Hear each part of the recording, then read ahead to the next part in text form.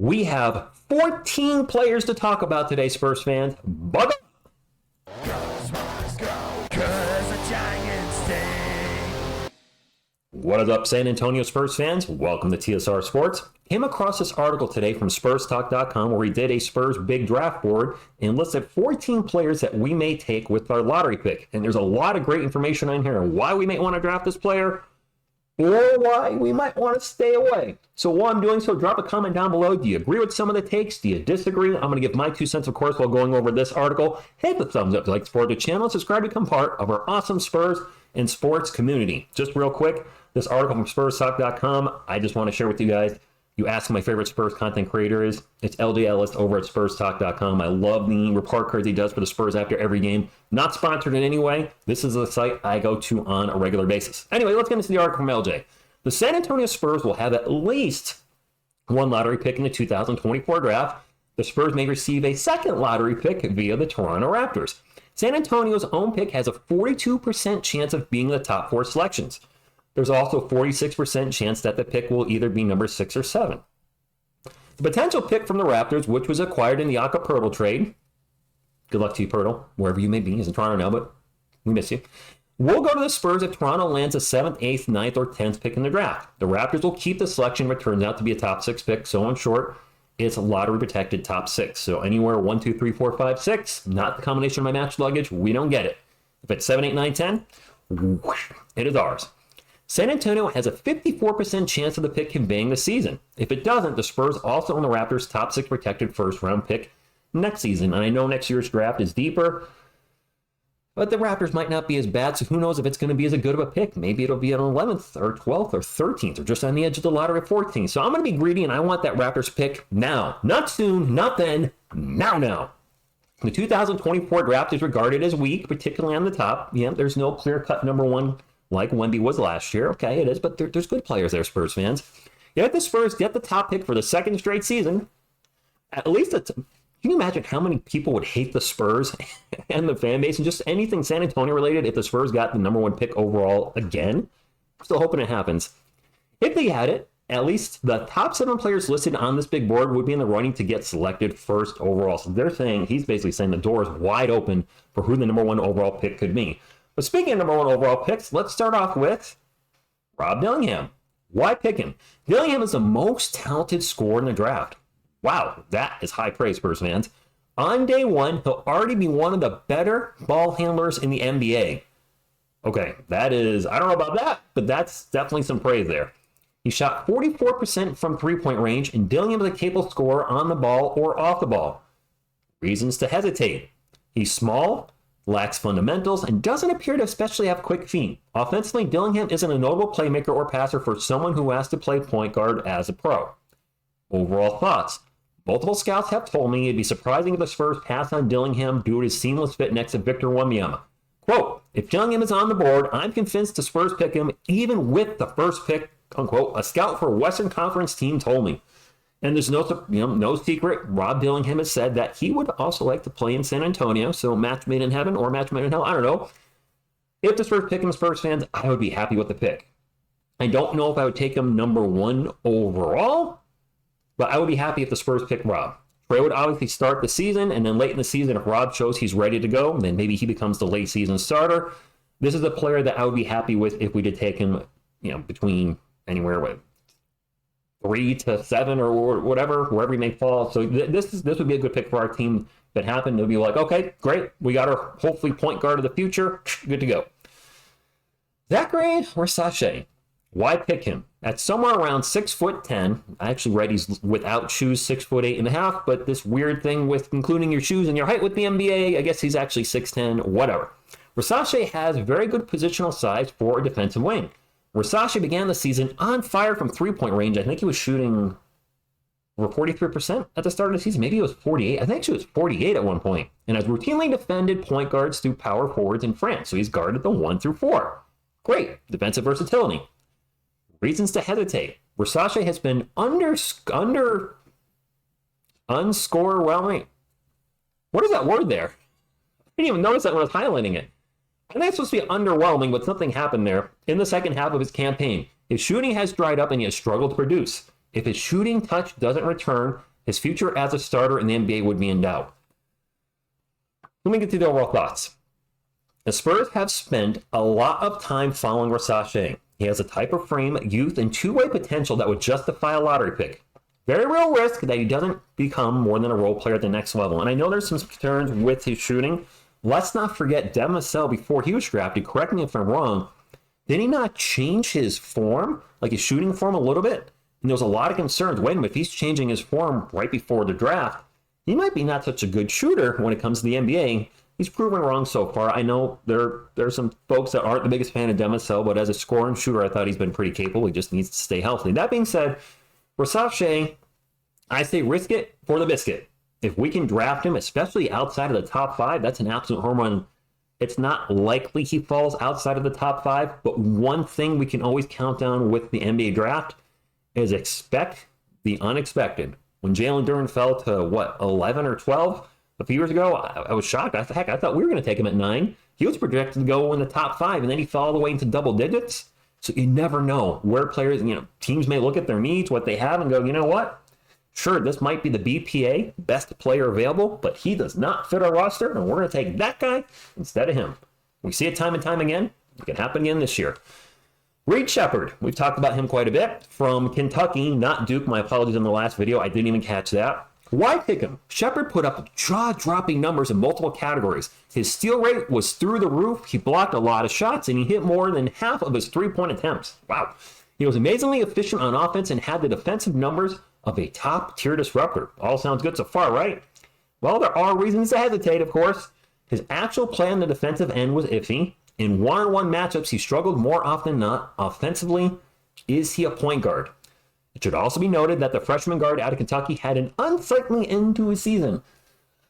Oh boy. Overall thoughts. Sheppard makes a lot of sense for the Spurs. A great shooter who might develop into a starting point guard, a defensive playmaker. That sounds good. But if he can't play point guard or becomes too much of a defensive liability, Bryn Forbes Part 2 doesn't sound too appealing. Ouch. Bryn Forbes Part 2 pretty much is what he's saying. Oh, I like Bryn, but come on now. Reed Sheppard, if we took him 5 through 7, if that's where we fall, sure. Definitely with the Raptors pick. So that's where I'm at with him. Up next, Cody Williams. Why pick him? He has exhibited wow-worthy flashes as a ball handler, playmaker, and scorer. Williams has the tools to be an above-average defender. He's similar to Devin Vassell as a prospect in that if you trust his development curve, he's a very intriguing player. Okay? Reasons to hesitate. During March Madness, Williams didn't look like a lottery pick. Oh boy. His low volume of three-point attempts and his pedestrian free throw percentage make it questionable whether he'll be a shooter in the NBA. His hesitant body language also clouds his defensive projections. Hesitant body language is something I never like to read in a draft profile. Overall thoughts. Williams clearly needs some time in the G League. He's extremely raw and lacks confidence. Something we've seen with Julian Champagnie. We've seen it with Lonnie Walker. Devin Vassell 2.0. Lack of confidence guy 2.0. Pass. Absolute pass. Unless it's a Raptors pick, then I'll probably be more open to it, but overall I'm leaning more towards pass. Stephon Castle. Why pick him? Because Miss TSR Sports would absolutely love the Spurs forever. My girlfriend's a UConn fan, if anybody doesn't know. But why pick him? Castle looks like a very good defensive prospect. He's a powerful 6'6" athlete who can defend, dribble, and pass. Castle is no stranger to playing a smart, winning brand of basketball. Well, yeah, national champion UConn, of course. Reasons to hesitate. Back-to-back national champion UConn, right? Men's team, right? Reasons to hesitate. He has a chance to become a point guard in the NBA, but it's a long shot. A point guard is something our Spurs need. Shooting-wise, his form isn't good. He rarely shoots when a defender is near, and he hit only 27% from deep at UConn. Oh boy. Overall thoughts? Can the Spurs afford another non-shooter? Picking him would mean San Antonio trusts their ability to fix his shot. Well, Chip isn't here anymore, so Steph, we can't have another non-shooter with Wemby on the floor. We can't have poor floor spacing where Wemby is getting double teamed and triple teamed again in year 2. This is also a pass unless it's the Raptors pick. I would not use our first pick on that. If we have 2 picks, Raptors pick, good to go. Our own pick, I don't think he fits what the Spurs are looking for at the moment. Nikola Topic, a name that you guys have talked about a lot for our Spurs, myself included lately. Why pick him? Topic has the best court vision, is likely the best passer in the draft. He's a talented finisher at the rim, shoots really well from the free throw line, and plays at a mature pace even though he's only 18 years old. Reasons to hesitate. Topic doesn't have a history of being a three-point shooter. I believe he was like 27 or 28% last season. His defense has been nothing special while playing in Europe, and that's putting it gently. Overall thoughts. Spurs haven't been in attendance for very many of Topic's games. In theory, though, getting a talented passer next to Wemby could have been an excellent idea. Topic's lack of three-point shooting success is a cause. Wow, Topic is right. It's killing me. It is a cause for concern. The non-shooting worries me, as it should. Can his passing compensate for that lack of shooting? If it's pick 5 through 7, sure. I'm on board. I'm an absolute 100% if we get the Raptors pick and pick him with that. So Topic is a yes. Alexander Sarr, all the way down to number 7 there, LJ. What's going on here? Why pick him?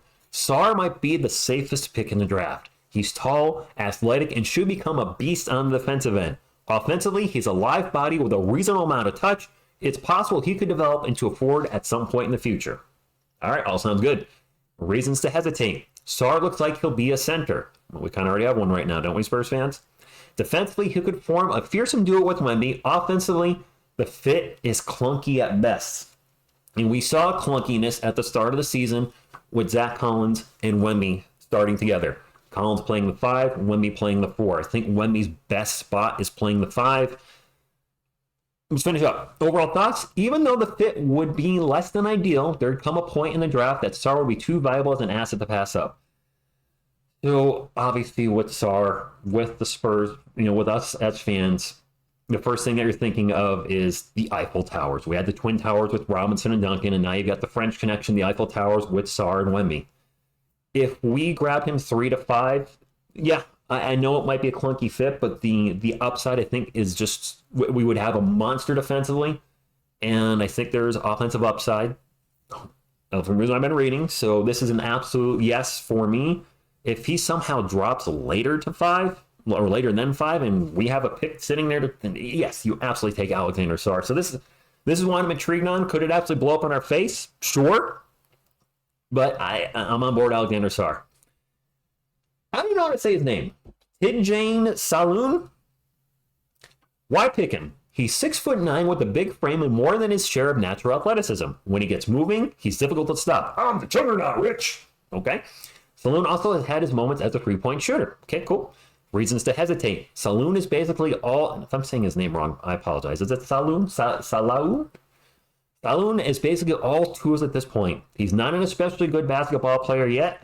He also has alarmingly immature footwork on both ends of the court. Overall thoughts. International scouts have pointed at Salaun as a player the Spurs have kept close tabs on during the draft cycle. Listen, I've never heard of him until I did this article.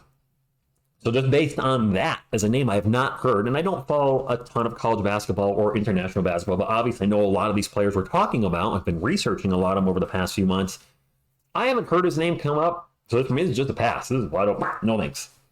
Matisse Buzelis. Why pick him? A 6'10" small forward. He's a coordinated athlete who can handle the ball and play with a healthy amount of court sense.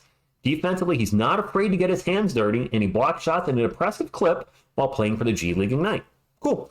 Reason to hesitate. Buzelis shot 26% from three-point range and a sub 70% at the free throw line. He's also not much of a playmaker, and his perimeter D looks questionable at times.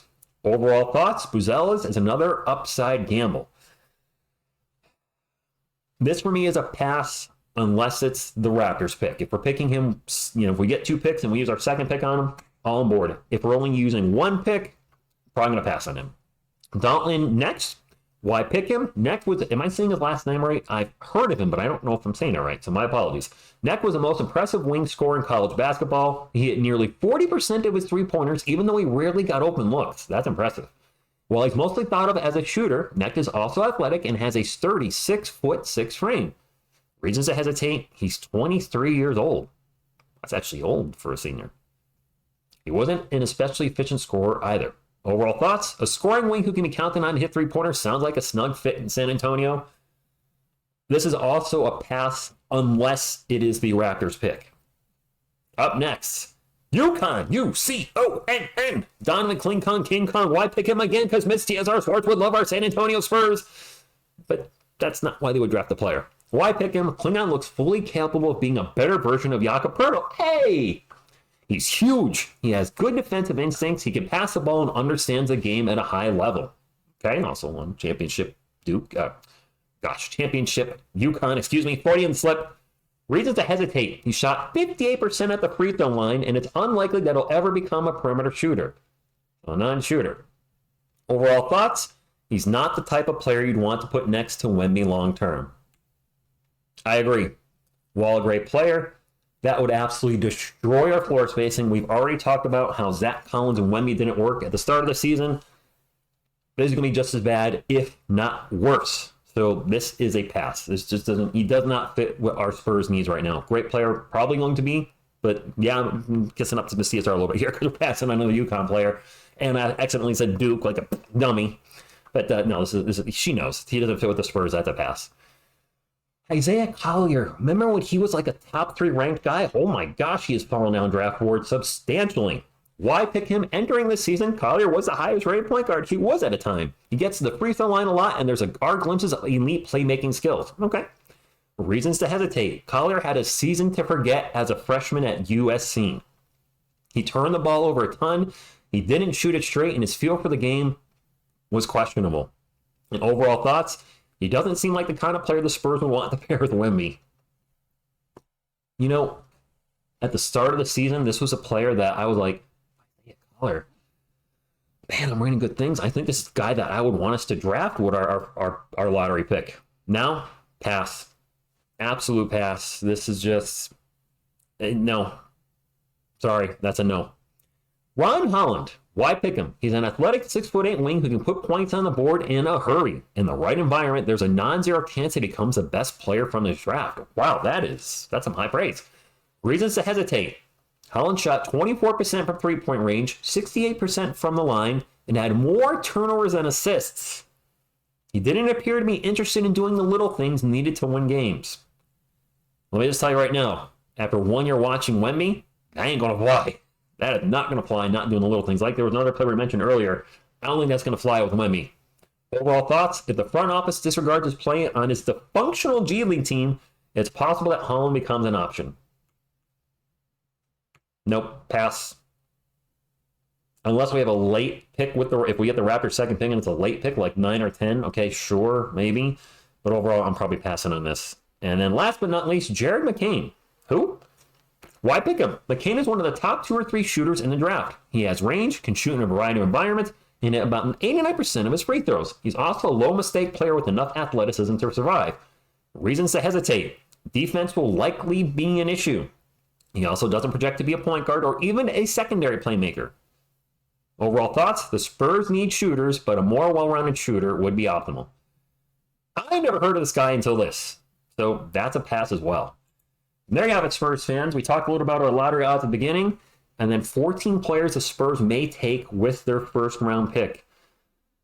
This is going to be an interesting next, what do we got? We got May 12th is 2 weeks away to find out when we finally pick. And if we get the Raptors pick, so May 12th is a huge day for Spurs fans. Not only do we find out when we pick, but how many picks and where. Are we drafting 5th and 7th?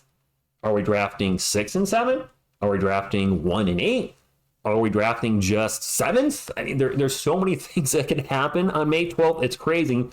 And then, of course, we have the draft. That is, it's so far away, but yet so close by.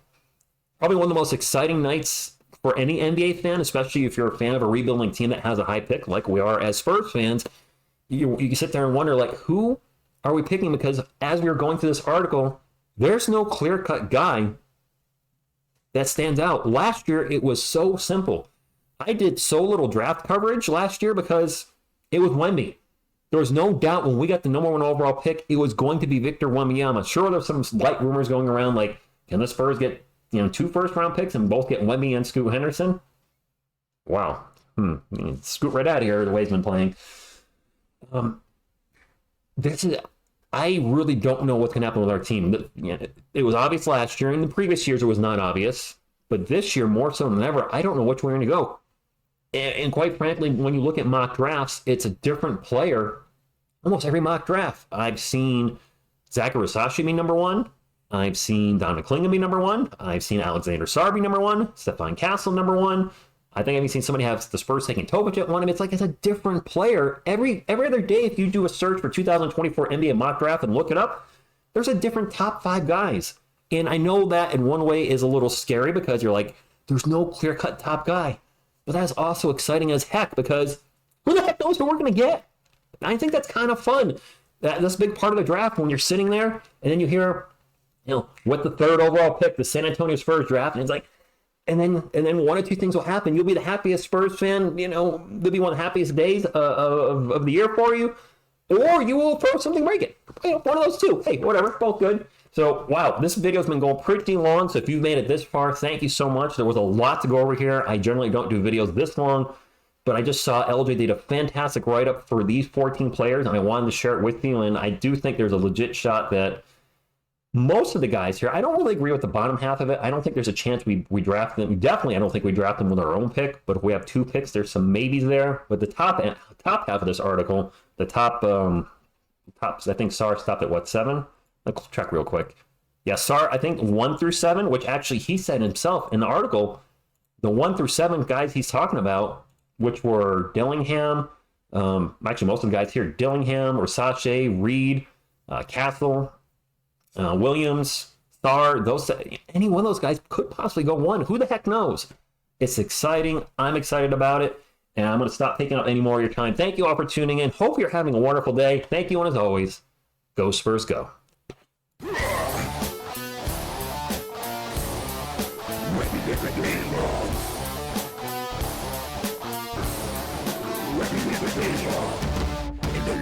Ready to